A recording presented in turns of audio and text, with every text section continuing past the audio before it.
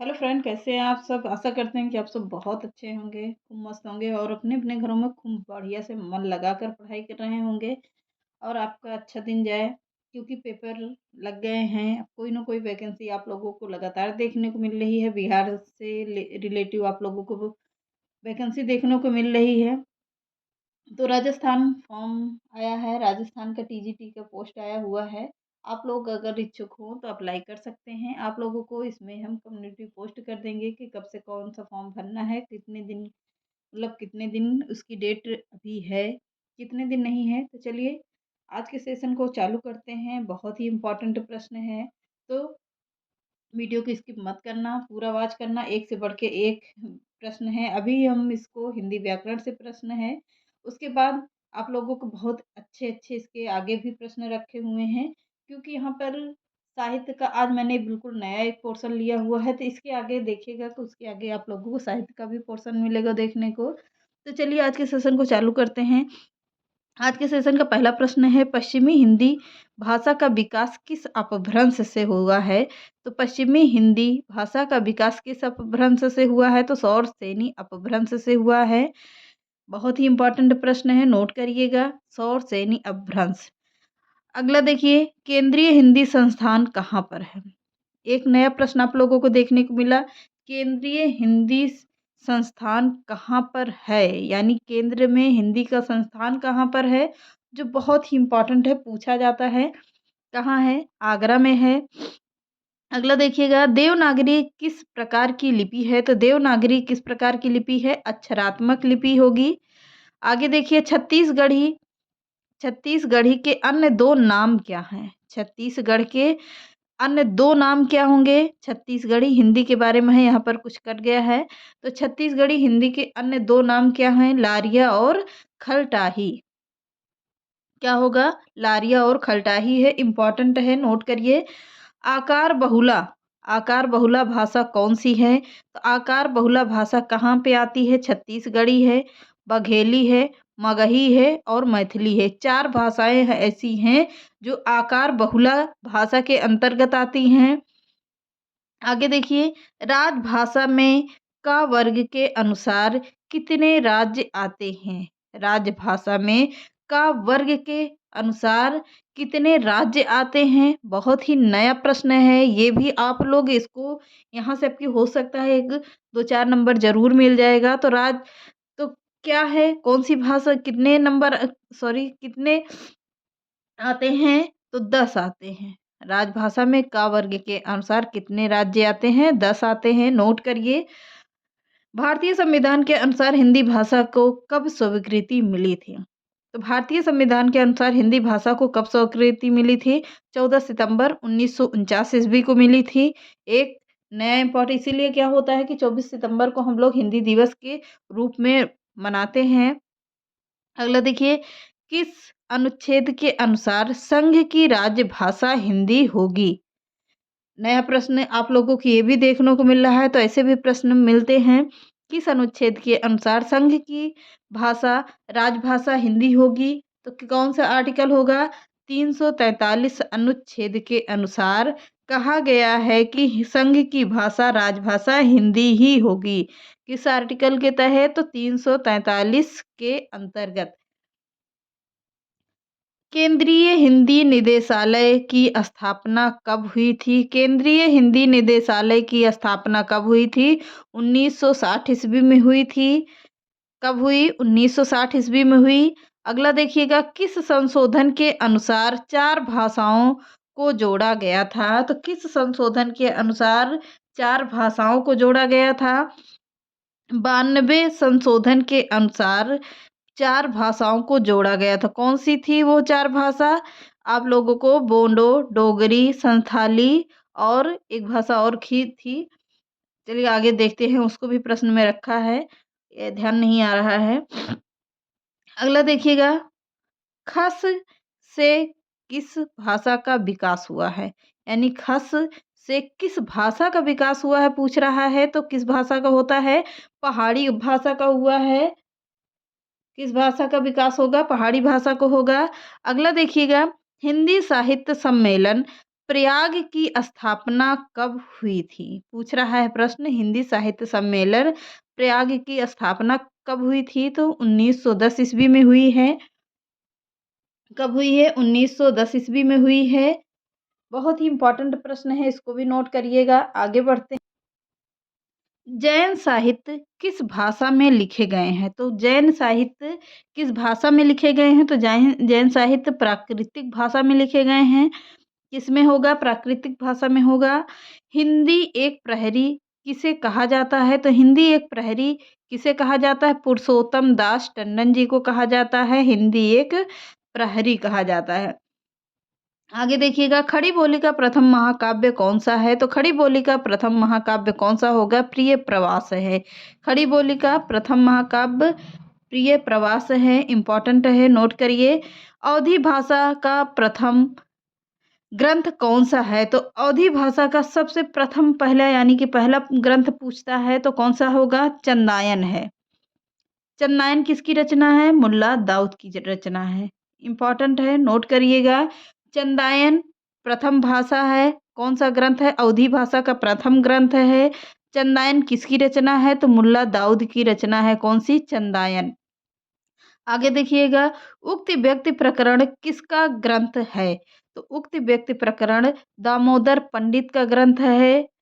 किसका होगा? दामोदर पंडित का है। बार बार बोल देते हैं कि आप लोगों के दिमाग में भी बैठ जाए, कि आप लोग मतलब याद भी करते चलिए, साथ साथ में स्क्रीनशॉट भी लेते चलिएगा अगर ना समझ में आए तो।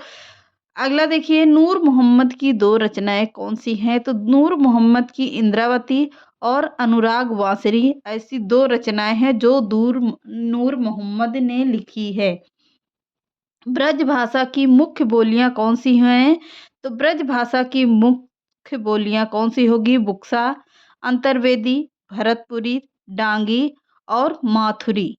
यानी मथुरा की भाषा में तो माथुरी भाषा है, और ब्रज भाषा में बुक्सा बोला जाता है। ब्रज भाषा के अंतर्गत ही आती है बुक्सा, अंतर्वेदी, भरतपुरी और डांगी माथुरी। ये तीन चार भाषाएं, पांच भाषाएं ऐसी हैं जो ब्रज भाषा के अंतर्गत आती हैं। नोट करिएगा इसको भी। स्नेह लीला के रचनाकार कौन है? तो स्नेह लीला के रचनाकार कौन होंगे? विष्णुदास जी हैं। कौन? विष्णुदास जी हैं।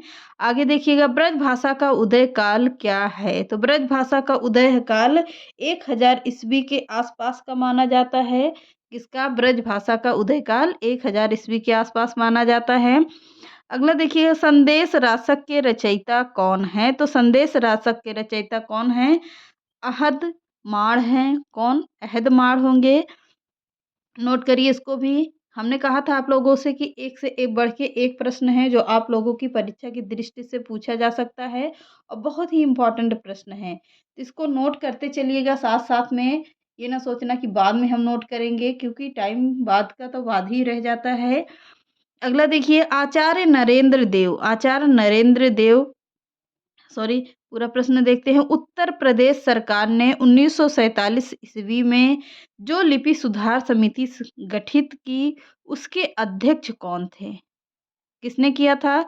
उत्तर प्रदेश सरकार ने। कब किया था? 1947 ईस्वी में जो लिपि सुधार समिति गठित की थी, उसके अध्यक्ष कौन थे? तो आचार्य नरेंद्र देव थे। कौन होंगे? आचार्य नरेंद्र देव। लाल कवि द्वारा रचित छत्र प्रकाश किस बोली में लिखा गया है? तो लाल कवि द्वारा रचित छत्र प्रकाश बुंदेली भाषा में लिखा गया है, बुंदेली लिपि में लिखा गया है। अगला देखिएगा, हरियाणवी कौरवी किस प्रकार की बोलियां हैं? तो हरियाणवी कौरवी किस प्रकार की बोलियां हैं? आकार बहुला की बोलियां हैं। कौन सी? आकार बहुला की भाषा है। अगला देखिएगा, आगे देखिए, मुल्ला वजही कृत कौन सी रचना है? मुल्ला वजही की कौन सी कृति है? यानी कि मुल्ला वजही के द्वारा लिखी गई रचना कौन सी है? सब रस। इंपॉर्टेंट रचना है, इसको भी नोट करिएगा। आगे देखते हैं, खरोष्टी लिपि की उत्पत्ति कहाँ से हुई है? तो खरोष्टी लिपि की उत्पत्ति किससे हुई है? अरमाइक लिपि से हुई है। इंपॉर्टेंट है, नोट करिए इसको भी। ब्राह्मी लिपि की उत्तरी शैली से किस लिपि का विकास हुआ है? तो ब्राह्मी लिपि की उत्तरी शैली से किस लिपि का विकास हुआ है? तो गुप्त लिपि का विकास हुआ है। इम्पोर्टेंट है, इसको भी नोट करिए। नागरी लिपि का विकास किससे हुआ है? नागरी लिपि का विकास ब्राह्मी लिपि से हुआ है। देवनागरी लिपि का मानकीकरण कब हुआ था? तो देवनागरी लिपि का मानकीकरण कब हुआ था? 1966 ईस्वी में हुआ था। कब हुआ है? 1966 ईस्वी में हुआ है। बहुत ही इम्पोर्टेंट रचना है। बिल्कुल इसको भी आप लोग नोट करके पहले स्क्रीनशॉट लेके फिर नोट कर लीजिएगा जब टाइम ना हो तो अभी। भारतीय साहित्य और संस्कृति को हिंदी देन बड़ी महत्वपूर्ण है। किसके कथन पूछे जाते हैं? अब इसमें कथन है कि किसने क्या कहा है किसके बारे में। तो थोड़ा-सा प्रश्न इसको भी मैंने उठाया है क्योंकि यहाँ से इम्पोर्टेंट है। एक बार हो सकता है 2-4 प्रश्न इसमें से आप लोगों को पढ़े हुए मिलेंगे, लेकिन इम्पोर्टेंट प्रश्न है तो बार-बार रिपीट कर लीजिए क्योंकि आप लोगों का तैयार हो जाए अच्छे से। भारतीय साहित्य और संस्कृति को हिंदी की देन बड़ी महत्वपूर्ण है। किसका कथन है? संपूर्णानंद का कथन है। हिंदी के पुराने साहित्य का पुनरुद्धार प्रत्येक शिक्षित व्यक्ति का पुनीत कर्तव्य है। किसके कथन होंगे? पीताम्बर दत्त भरद्वाज के कथन है। इम्पोर्टेंट है। परमात्मा से प्रार्थना है कि हिंदी का मार्ग निष्कंटक करे। किसका है? निष्कंटक करे हरगोविंद सिंह का है। इम्पोर्टेंट है, नोट करिए इसको भी। हिंदी भाषा भाषी प्रांतों के लोग भी सरलता से टूटी फूटी हिंदी बोलकर अपना काम चला लेते हैं। यह किसने कहा है? अनंत सैनम अयंगार ने कहा है। नोट करिए इसको भी। आगे देखते हैं। हिंदुस्तान की भाषा हिंदी है और इसका दृश्य रूप या उसकी लिपि सर्वगुणकारी नागरी है। यह किसके कथन है? तो गोपाल लाल खत्री के कथन है। अगला देखिएगा। हिंदी के द्वार ही अखिल भारत का राष्ट्रीय एकता सुदृढ़ हो सकती है। यह किसने कहा है? यह कहा है भूदेव मुखर्जी ने कहा है। बहुत ही इम्पोर्टेंट रचनाएँ आप लोगों को देखने को मिल रही हैं, तो आप लोग इसको पूरा देख लिया करिए क्योंकि आप लोगों के पास टाइम नहीं है इस तरह का कोई पढ़ा सके कि आप लोगों को वन लाइनर के तरीके पढ़ा सके और ज़्यादा से ज़्यादा प्रश्न दे सके। 2-4 प्रश्न 15-20 प्रश्न में ही सब अपना टाइम निकाल देते हैं। हम आप लोगों को ज़्यादा से ज़्यादा रचनाएँ भी देने की कोशिश करते हैं। अच्छी से अच्छी रचनाएँ लेकर आते हैं ताकि आप लोगों का तैयार हो सके। इधर-उधर भागने से अच्छा है कि एक जगह से बढ़िया नोट्स बना लीजिए और अच्छे से पढ़ाई करिए आप लोग।